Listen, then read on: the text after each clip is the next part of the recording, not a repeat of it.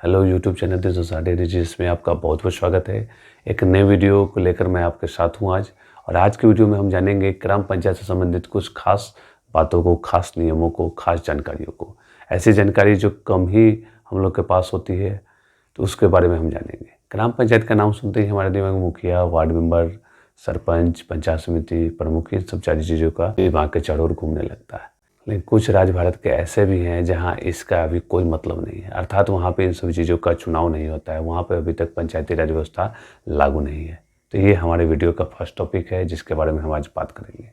दूसरा जो टॉपिक है हमारे वीडियो के आज के वीडियो का, वो ये है कि पंचायती राज व्यवस्था के जो भी हम नाम सुनते हैं, हमारे दिमाग में त्रिस्तरीय पंचायती राज व्यवस्था आता है। लेकिन ऐसा नहीं है। भारत के हर राज्यों में जहाँ जो भी पंचायती राज व्यवस्था है वहाँ त्रिस्तरीय नहीं है। कई स्तरों में पंचायती व्यवस्था बटी हुई है। क्योंकि हमारे दिमाग में त्रिस्तरीय अपने आसपास देखते हैं वो आता है, ग्राम पंचायत, पंचायत समिति, जिला परिषद, लेकिन ऐसा नहीं। इन दोनों टॉपिक को आज के वीडियो में हम जानेंगे। तो पहले टॉपिक पे आते हैं। उसके तहत हम देखते हैं कि अगर हम भारत के सभी राज्यों में पंचायती राज व्यवस्था नहीं है, तो आप पूर्वोत्तर के राज्यों में जाएंगे तो आपको नागालैंड है, मेघालय है, मिजोरम है, वहाँ पे आपको मुखिया जी नहीं मिलेंगे, वार्ड मेंबर नहीं मिलेंगे, प्रमुख, जिला परिषद, ये सब नहीं मिले, क्योंकि वहाँ पंचायती राज व्यवस्था है ही नहीं। वहाँ पंचायती राज व्यवस्था का चुनाव भी नहीं होता है। हाँ, ये सही है कि नागालैंड, मेघालय, मिजोरम में एक जनजातीय परिषद एक स्तरीय कार्य करती है, लेकिन वो पंचायती राज व्यवस्था के अंतर्गत चुनाव के द्वारा नहीं आती है। दूसरा, इसके अलावा केंद्र शासित प्रदेश में दिल्ली है, जहाँ पंचायती राज व्यवस्था लागू नहीं है।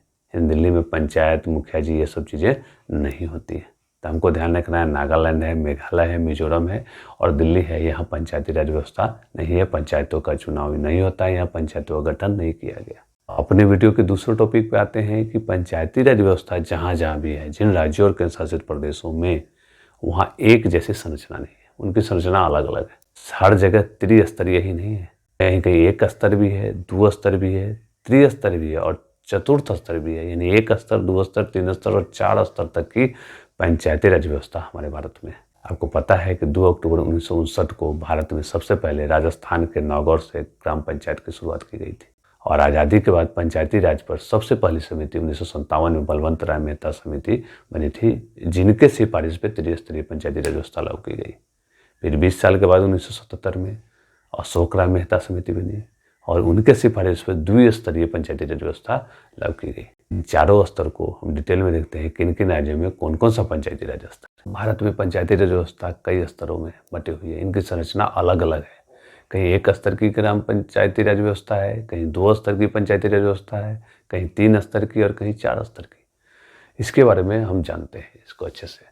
तो सबसे पहले एक स्तर पंचायती राज व्यवस्था की बात करते हैं। तो एक स्तर में हमारा आ जाएगा सिर्फ ग्राम पंचायतें। तीनों स्तर में वहाँ पर न पंचायत समिति होंगी व्यवस्था है, न जिला परिषद होंगी। ऐसा एक स्तरीय यानी सिर्फ ग्राम पंचायतें होंगी। तो ऐसा केरल, जम्मू कश्मीर, त्रिपुरा, मणिपुर और सिक्किम, इन राज्यों में एक स्तरीय यानी वहाँ सिर्फ ग्राम पंचायतें, पंचायत समिति और जिला परिषद नहीं है। इसी तरह 2 स्तर वाली पंचायती राज व्यवस्था की बात करें तो उसमें ग्राम पंचायत और पंचायत समिति होगी। कहीं कहीं ग्राम पंचायत और जिला परिषद होगी, पंचायत समिति गायब होगी। और ये आपको असम में, उड़ीसा, मध्य प्रदेश, कर्नाटक, हरियाणा जैसे राज्यों में आपको 2 स्तर की पंचायती राज व्यवस्था, पंचायती राज प्रणाली देखने को मिलेगी। कहाँ कहाँ? असम, उड़ीसा, मध्य प्रदेश, कर्नाटक और हरियाणा में। यानी यहाँ ग्राम पंचायतें तो होंगी, पंचायत समिति और जिला परिषद में से कोई एक व्यवस्था होंगी। ज़्यादातर जगह पंचायत समिति या फिर जिला परिषद होगी। सबसे ज़्यादा राज्यों में 3 स्तर की पंचायती राज व्यवस्था चलती है भारत में, जो बलवंत राय मेहता समिति द्वारा इसे त्रिस्तरीय कहते हैं। अधिकतर राज्यों में आपको यही देखने को मिलेगा, जहाँ एक स्तर होता है सबसे लोकल स्तर पे ग्राम पंचायत, फिर प्रखंड स्तर पे पंचायत समिति और जिला लेवल पे जिला परिषद। जो आप जानते हैं कि ग्राम पंचायत होता है जिसमें मुखिया होते हैं, प्रशासनिक हेड, सरपंच होते हैं, न्यायिक हेड, है ना। कई जगह मुखिया जी को प्रधान भी कहते हैं। उसी तरह पंचायत समिति में हेड होते हैं प्रमुख साहब और जिला परिषद में जिला परिषद अध्यक्ष। इस तरह की व्यवस्था भारत में काफ़ी लोकप्रिय भी है, अधिकतर राज्यों में है। देखते हैं कहाँ कहाँ है। उत्तर प्रदेश में है, भारत के सबसे बड़े राज्य में, बिहार में है, राजस्थान, पंजाब, आपको गुजरात, हिमाचल प्रदेश, महाराष्ट्र, तमिलनाडु, आंध्रा, इन सभी राज्यों में आपको त्रिस्तरीय पंचायती राज व्यवस्था मिलेगी देखने को। और सबसे बड़ी बात पंचायत समिति है। सिर्फ इसमें अंतर क्या है? गुजरात है, गुजरात में ग्राम पंचायत तो है, जिला परिषद भी है, लेकिन पंचायत समिति की जगह गुजरात में उसको कहते हैं हम लोग तालुका समिति। पंचायत समिति का वहाँ पे क्या नाम है, तालुका समिति। कहाँ? सिर्फ गुजरात में।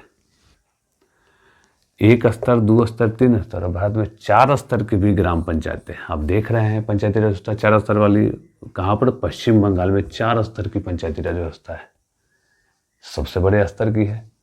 कौन कौन स्तर है? तो ग्राम पंचायत तो सब में था, तो इसमें भी है सबसे स्थानीय लेवल पे, सबसे नीचे लेवल पे ग्राम पंचायत, और जिला लेवल पे जिला परिषद भी है। बीच में जो है पंचायत समिति ब्लॉक लेवल का, उसको 2 पार्ट में बांटा गया। वहाँ पे एक पार्ट को अंचल पंचायत कहते हैं, एक को आंचलिक परिषद कहते हैं।